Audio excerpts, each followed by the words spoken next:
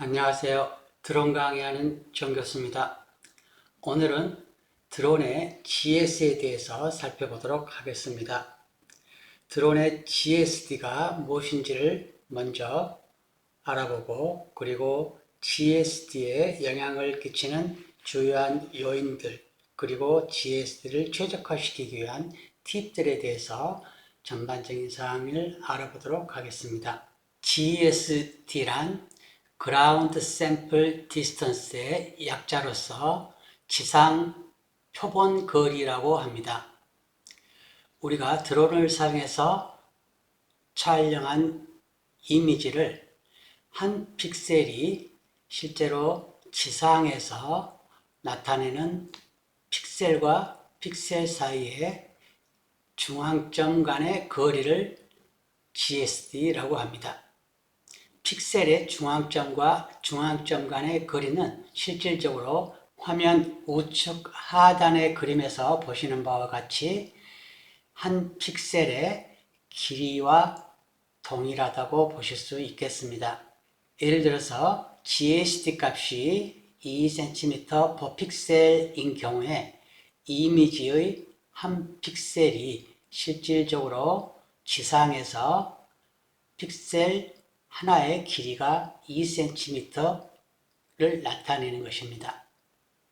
이 GSD 값은 드론 촬영과 매핑 작업의 해상도를 결정하는 아주 중요한 요소로서 측량과 안전점검, 그리고 건설, 농업 등의 다양한 분야에서 중요한 역할을 하고 있습니다.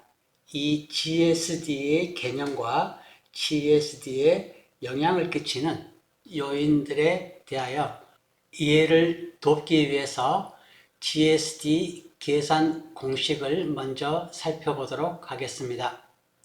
이 GSD 값을 구하기 위해서는 센서의 물리적인 픽셀 크기를 비행 고도와 곱한 값을 렌즈의 초점거리로 나누면 GSD 값을 얻을 수가 있습니다.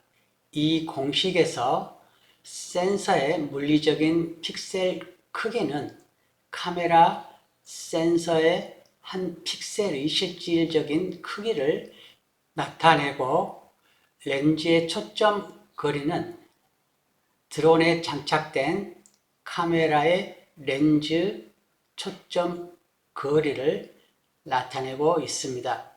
이 공식에서 픽셀 크기와 렌즈의 초점 거리는 드론에 장착되어 있는 카메라의 성능과 관련된 것이기 때문에 우리가 수정이 불가하며 비행 고도만을 우리가 지정할 수가 있습니다. DJI Pilot 2 어플에서 Mavic 3 Enterprise 드론과 카메라를 선택하여 주고 비행 고도를 화면과 같이 높여주면 정사 GSD 값이 커지고, 다시 GSD 값을 낮추어주면 정사 GSD 값이 작아지는 것을 보실 수가 있습니다.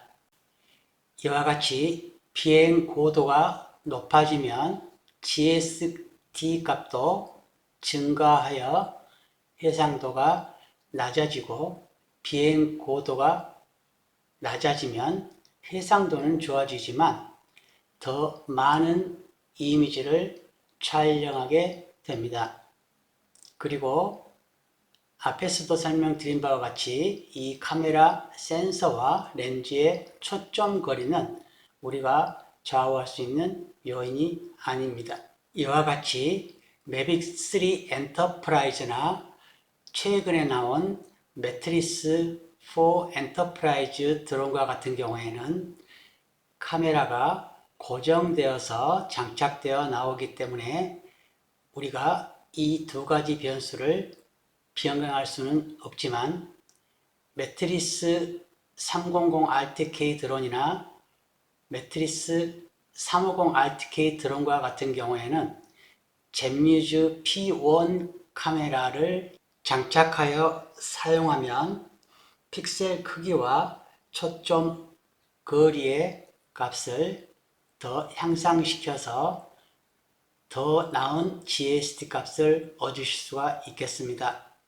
화면에 보시는 바와 같이 매빅3 엔터프라이즈 드론을 사용하는 경우에 비행 고도가 100m인 경우에 GST 값이 2.69이지만 젠뮤즈 P1 카메라의 경우에 동일한 100m에서 GST 값이 1.26이 나옵니다. 이 GST 값의 차이에 의해서 해상도가 어떻게 달라지는지를 확인하기 위해서 순천 북부교회 앞에 있는 통합 기준점을 각각 다른 고도에서 촬영하여 비교해서 보여드리도록 하겠습니다. 이 지점이 바로 통합 기준점입니다. 30m 비행 고도에서는 GST 값이 0.81이 나오고 50m에서는 1.34 그리고 70m의 고도에서는 GST 값이 1.88이 나옵니다. 이 세 가지 고도에서 캡처하여서 DJI 테라로 처리한 결과를 동일한 크기로 화면과 같이 비교하여 보았습니다. 30m 고도의 경우에는 통합 기준점을 어느 정도 정확하게 찾을 수가 있는데 70m 높이에서는 해상도가 떨어져서 정확하게 우리가 원하는 지점을 클릭하기가 어렵습니다. 이와 같이 비행 고도에 따른 GST 값의 차이에 따라서 해상도의 차이가 많이 나는 것을 한눈에 비교하여 보실 수가 있겠습니다.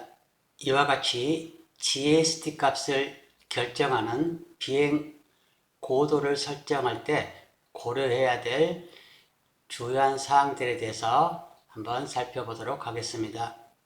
첫 번째, 작업 목적에 따라서 고도를 설정하여 주게 되는데 측량이나 안전 점검과 같은 정밀한 데이터가 필요한 경우에는 30m에서 약 100m 이내의 낮은 고도에서 비행을 하여야 할 필요성이 있고, 그리고 산림지역에 소나무 재선충을 조사한다든지 하는 광범위한 지역을 작업해야 하는 경우에는 100m에서 300m 이상의 높은 고도에서 비행을 해야 할 필요성이 있습니다.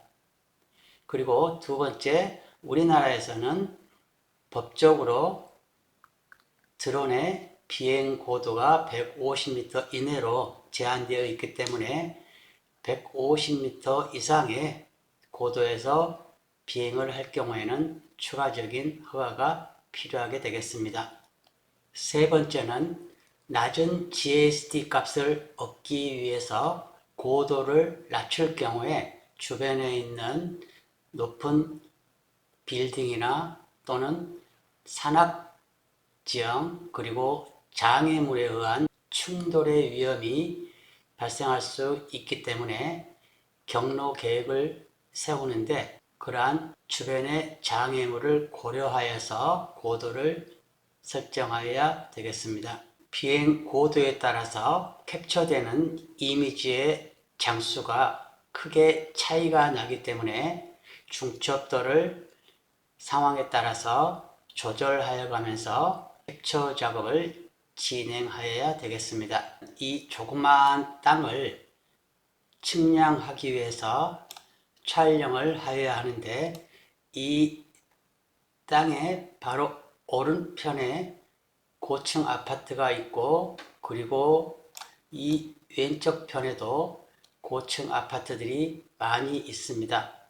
그래서 고도를 최소한 70m 이상 높여서 촬영을 해야 하는데 그렇게 높은 고도에서 촬영을 하면 그 결과물에서 우리가 원하는 지점을 정확하게 클릭해서 좌표 값을 얻기가 매우 어렵습니다. 이러한 경우에 그 해결책으로서는 고성능 카메라를 사용하여 캡처 작업을 하는 방법밖에 없습니다. 매트릭스 300 Alt-K나 매트릭스 350 Alt-K 드론에 젠뮤즈 P1 카메라를 장착하여서 캡처 작업을 하면 100m 이상의 높은 고도에서도 훨씬 선명한 해상도의 이미지를 취득할 수가 있습니다. 이상으로 결론을 말씀드리면 GST 값은 이미지의 해상도에 가장 크게 영향을 끼치고 있으며 비행 안정과 비행 시간 효율성을 고려해서 설정을 하여야 되겠습니다. 그리고 여러분들이 오해하고 계시는 부분으로 고도를 낮춘다고 해서 반드시 측량 오차가 줄어드는 것은 아니라는 많은 연구들이 있습니다. 이 GST 값은 측량이나 안전 검사하는 데 영향을 끼친다고 말씀드렸는데 이 또한 드론 매핑 소프트웨어의 성능에 따라서 차이가 있기 때문에 이 또한 고려해야 하실 것입니다. 이상으로 GST에 대한 설명을 마치도록 하겠습니다.